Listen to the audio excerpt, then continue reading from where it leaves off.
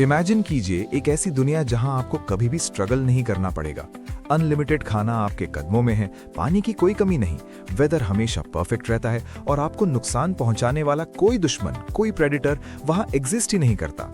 एक ऐसी जगह जहां सिर्फ कंफर्ट है, लग्जरी है और सर्वाइवल की कोई टेंशन नहीं है। सुनने में ये किसी ड्रीम वर्ल्ड या हेवन से कम नहीं लगता है ना? लेकिन हिस्ट्री में एक बार एक्चुअल में एक ऐसा एक्सपेरिमेंट किया गया था जिसने इस ड्रीम को एक हॉरिफाइंग नाइटमेयर में बदल दिया।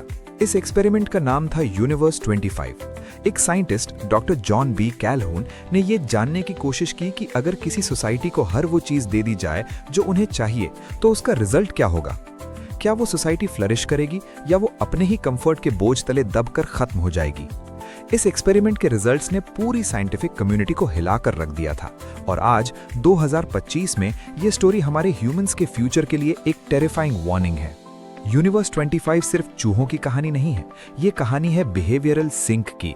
ये कहानी है कैसे जरूरत से ज्यादा कंफर्ट एक पूरी सिविलाइजेशन को मेंटली और सोशली डिस्ट्रॉय कर सकता है। आज हम डीप डाइव करेंगे इस साइकोलॉजिकल हॉरर में जो रियल लाइफ में घटा था। डॉक्टर कैलहून ने 1968 में national institute of mental health में एक मैसिव बॉक्स बनाया। ये कोई मामूली पिंजरा नहीं था, ये एक लग्जूरियस पेंट हाउस था चूहों के लिए। इसका साइज था 9 फुट स्क्वायर मेटल पेन, जिसके वॉल्स इतने ऊंचे और स्मूथ थे कि कोई भी चूहा बाहर ना निकल सके।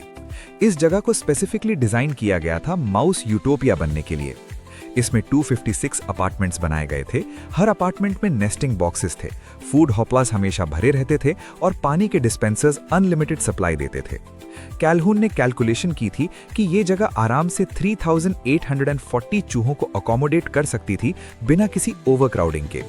टेम्परेचर कंट्रोल था, बीमारियों का कोई रिस्क नहीं था क्योंकि हर चूहे को क्वारंटीन करके चेक किया गया था। और सबसे बड़ी बात, वहां कोई बिल्लियां या प्रेडिटर्स नहीं थे।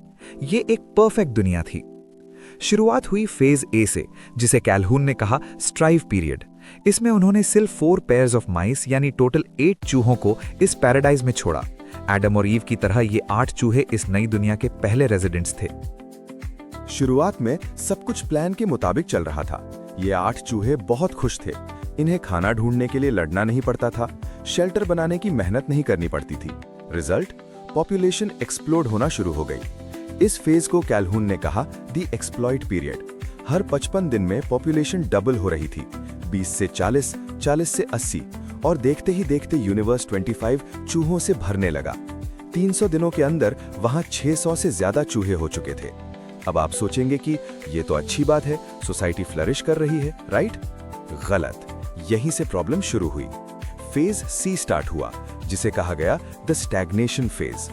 हालांकि अभी भी स्पेस बाकी थी, रिसोर्सेज अनलिमिटेड थे, लेकिन सोशल स्ट्रक्चर कोलैप्स होना शुरू हो गया था क्योंकि अब नए चूहों के लिए कोई सोशल रोल बचा ही नहीं था। पुराने स्ट्रॉन्ग मेल्स ने बेस्ट अपार्टमेंट्स पर कब्जा कर लिया था और वो अपनी जगह छोड़ने को तैयार नहीं थे। नए पैदा होने वाले यंग मेल्स के पास ना तो कोई टेरिटरी थी और ना ही कोई पर्पस। वो सोसाइटी में फिट नहीं हो पा रहे थे। इस रिजेक्शन की वजह से वो डिप्रेस हो गए और यूनिवर्स 25 के सेंटर में इकट्ठा होने लगे। कैलहून ने इन्हें दी आउटकास्ट्स कहा। ये चूहे पूरे दिन इनएक्टिव रहते, लेकिन अचानक बिना किसी वजह के एक दूसरे पर वायलेंट अटैक्स शुरू कर देते। इनके बॉडीज पर गहरे जख्म थे, पूंछें कटी हुई थीं, लेकिन ये डिफेंड नहीं करते थे, ये बस वहां पड़े रहते थे। दूसरी तरफ फीमेल्स का बिहेवियर भी ड्रास्टिकली चेंज हो गया क्योंकि मेल्स अब टेरिटरी प्रोटेक्ट नहीं कर रहे थे। फीमेल्स को खुद अग्रेसिव होना पड़ा। वो अपने बच्चों को डिफेंड करने के चक्कर में इतनी अग्रेसिव हो गईं कि वो अपने ही बच्चों को मारने लगी। कई मदर्स ने अपने बेबीज को दूध पिलाना बंद कर दिया, उन्हें निग्लेक्ट किया और कभी-कभी तो उन्हें खा भी लिया। मटर्नल इंस्टिंक्ट खत्म हो चुका था। और फिर एक तीसरा ग्रुप क्रिएट हुआ जो सबसे अजीब था। इन्हें कैलहून ने नाम दिया द ब्यूटीफुल वंस। ये वो मेल्स थे जिन्होंने डिसाइड किया कि वो इस पागलपन, इस वायलेंस और इस कंपटीशन का हिस्सा नहीं बनेंगे। इन्होंने अपने आप को पूरी तरह आइसोलेट कर लिया। इनका सिर्फ 3 काम था, खाना, सोना और अपने फर को साफ करना, ग्रूमिंग। इन्होंने मीटिंग करना बंद कर दिया, लड़ना बंद कर दिया और किसी भी सोशल एक्टिविटी में पार्टिसिपेट करना बंद कर दिया। क्योंकि ये लड़ते नहीं थे, इनके शरीर पर कोई स्कार्स या जख्म नहीं थे। वो देखने में परफेक्ट, शाइनी और हेल्दी लगते थे, इसलिए उनका नाम ब्यूटीफुल वंस पड़ा। लेकिन अंदर से वो खोखले हो चुके थे। उनकी स्पिरिट मर चुकी थी। यूनिवर्स 25 अब हेवन नहीं, एक लिविंग हेल बन चुका था। एक्सपेरिमेंट का आखिरी फेज था फेज डी, जिसे कैल्हून ने कहा द डेथ फेज। डे 560 पर पॉपुलेशन पीक हुई 2200 पर और फिर तेजी से गिरने लगी। हैरानी की बात यह थी कि जब पॉपुलेशन कम हुई और वापस स्पेस और रिसोर्सेज अवेलेबल हुए, तब भी चूहों ने वापस नॉर्मल बिहेवियर शो नहीं किया।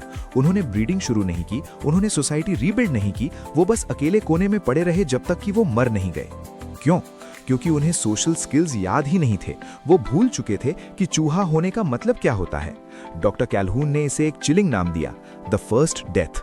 उनका मानना था कि फिजिकल डेथ से पहले उनकी स्पिरिट, उनकी सोशल सोल मर चुकी थी। उनका बिहेवियर डिस्ट्रॉय हो चुका था और फिजिकल बॉडी तो बस एक चलता फिरता शेल बची थी। 1973 तक आते आते यूनिवर्स 25 पूरी तरह एक्सटिंक्ट हो गया। 0 सर्वाइवर्स।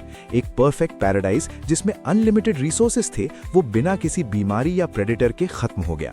अब जरा स्क्रीन से नजर हटाइए और अपने आसपास देखिए। क्या ये पैटर्न फेमिलियर नहीं लगता?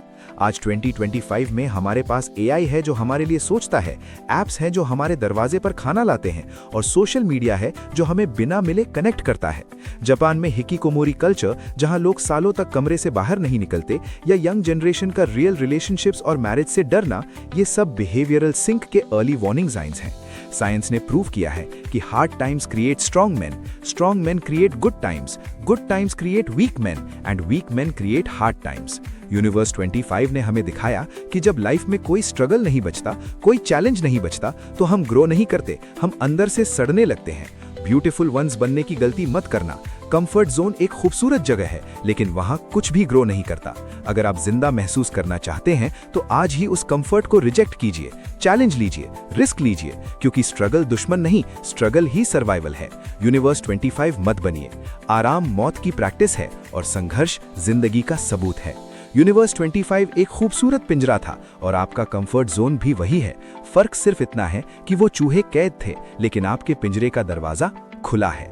अब फैसला आपका है, अंदर सड़ना है या बाहर निकलकर जीना है। अगर इस वीडियो ने आपके अंदर की आग जगाई है तो कमेंट में लिखिए I accept the challenge. Let's see कितने लोग आज अपना कंफर्ट जोन तोड़ने वाले हैं। जय हिंद।